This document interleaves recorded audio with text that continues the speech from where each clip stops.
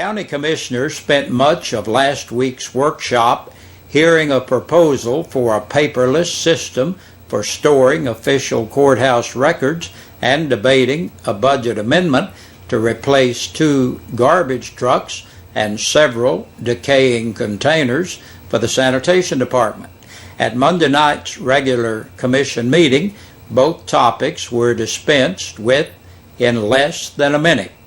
That was all the time it took for commissioners to vote down the paperless proposal from Imaging Technology Consultants and to reject the sanitation request when a call by Chairman William Baird for a motion on the amendment was met with silence.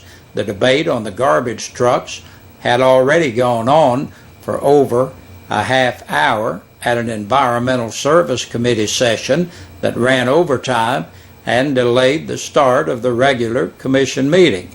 The committee ended in a 2-2 tie on a motion to fund the equipment purchase by committing future capital outlay funds to pay off the note.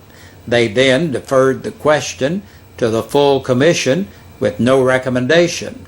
Bobby White expressed the views of the majority on the record storage proposal from ITC, saying that he felt the commission didn't know enough about the system to make a commitment.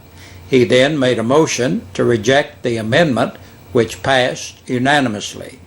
We need to hold a workshop with them to get a full explanation of how this works, White added.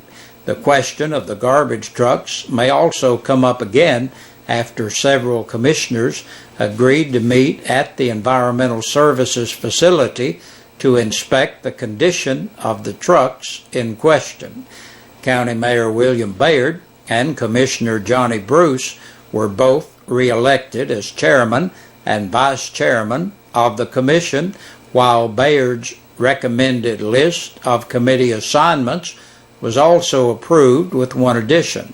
Thomas Hatmaker asked to be added to both the Emergency Management and Environmental Services Committee, but Baird denied his request because a motion had already been made to approve the list of committees as presented. I already attend both committees and participate in the discussion. I just can't vote, Hatmaker observed. Hatmaker then offered a separate motion that he be appointed to the 2 committees, seconded by Beverly Hall.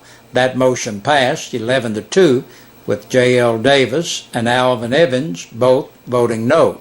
No other changes were made to the committee list. Most committees consist of 5 commissioners, with the exception of the Emergency Management and Environmental Services, which, with the addition of Hatmaker, have 6 members. Commissioners agreed to hold short meetings of all committees before and after the October 8th workshop to elect officers. The commission also approved a resolution to place a half-cent sales tax referendum on the ballot for the November general election. The sales tax increase, which was rejected by voters in the spring primary election, would indirectly be used to fund paving projects for county roads. By law, Finance Director Jeff Marlowe explained, the local option sales tax must fund paving projects for county roads. By law, Finance Director Marlowe explained that the local option sales tax must fund only the education budget, but that would enable the county to divert wheel tax funds from education to the highway budget for paving projects. The resolution placing the sales tax question on the ballot also commits 1/2 of the $45 wheel tax to the highway department in the event that the sales tax increase is approved by the voters. The resolution passed 12-1, with Hatmaker casting the only no vote. A reported $6 million prescription pill network is shut down after a 37-year-old Tazewell man makes a deal with federal prosecutors. Kevin Trent Bussell, age 37, of Tazewell, has made a deal with federal prosecutors that will put him in jail for 20 years. According to the Knoxville News-Sentinel, Bussell confessed to being the leader of one of the largest pill conspiracies to be prosecuted by the Knoxville-based U.S. Attorney's Office. Bussell pleaded guilty to charges of conspiracy to distribute, money laundering, and using guns to protect his drug trade. Bussell paid for all expenses, including the clinic visits and prescription costs, and then took half of each prescription his Smurfers got and resold the pills.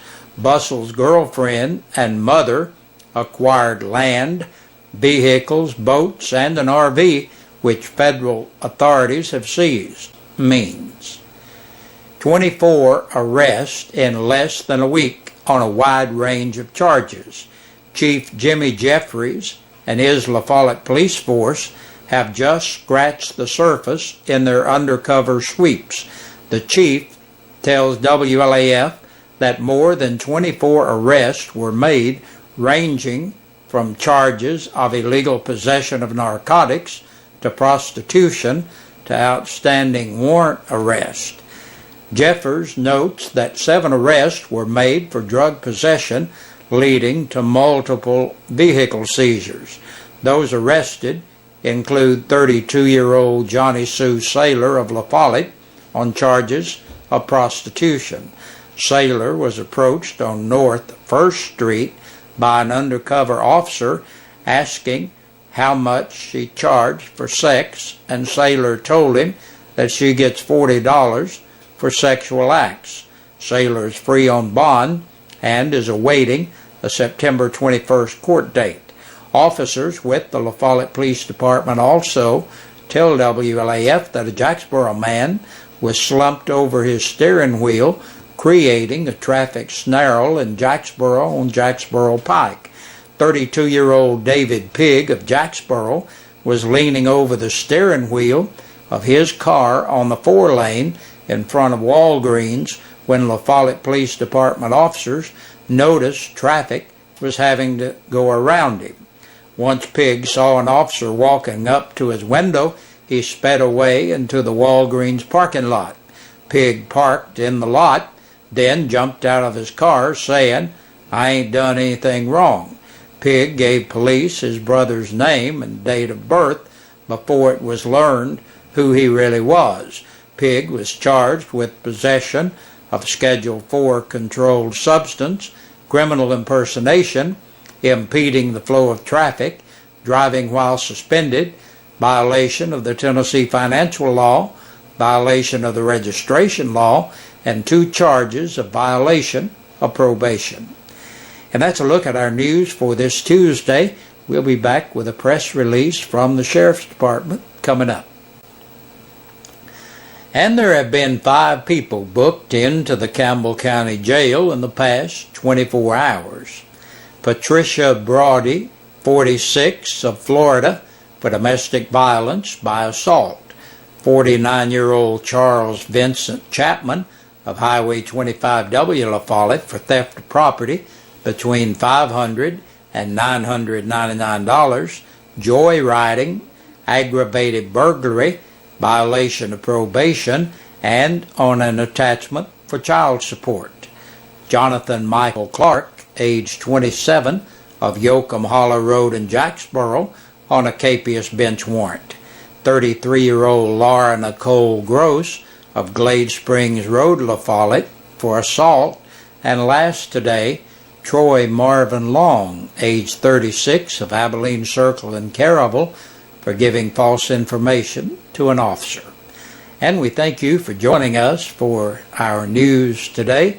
We hope you'll stay with us throughout the evening, and by all means, join us again back here tomorrow evening. We sing happy birthday to you.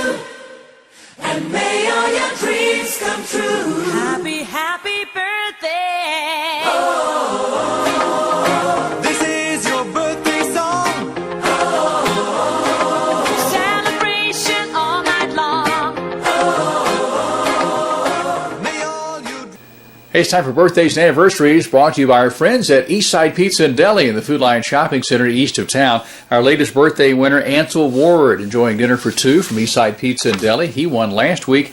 The Roberts won last week, and the anniversaries, Venice and Francis, enjoying dinner for two from Eastside Pizza and Deli. Let's jump to the matter at hand today. Birthdays for this 18th of September. It falls on a Tuesday this year, and happy birthday to Nika Ward. Nika is celebrating a very special birthday. She becomes a teenager today. She's 13. Happy birthday, Nika. Cody Jones is 21 today. Hope you've had a great day, Cody. A belated birthday to Zandal Ward from yesterday on the 17th. Gloria Vance celebrates today. Gloria, hope you're having a great day. And happy birthday to Larry Lynn Rutherford, celebrating on this 18th of September. Larry, enjoy your day. You've earned it. And those are our birthday folks today. No anniversaries to mention, but we'll have an anniversary we'll pass along tomorrow right here on WLAF TV 12. Thanks for joining us for the Eastside Pizza and Deli Birthday and Anniversary Club on WLAF.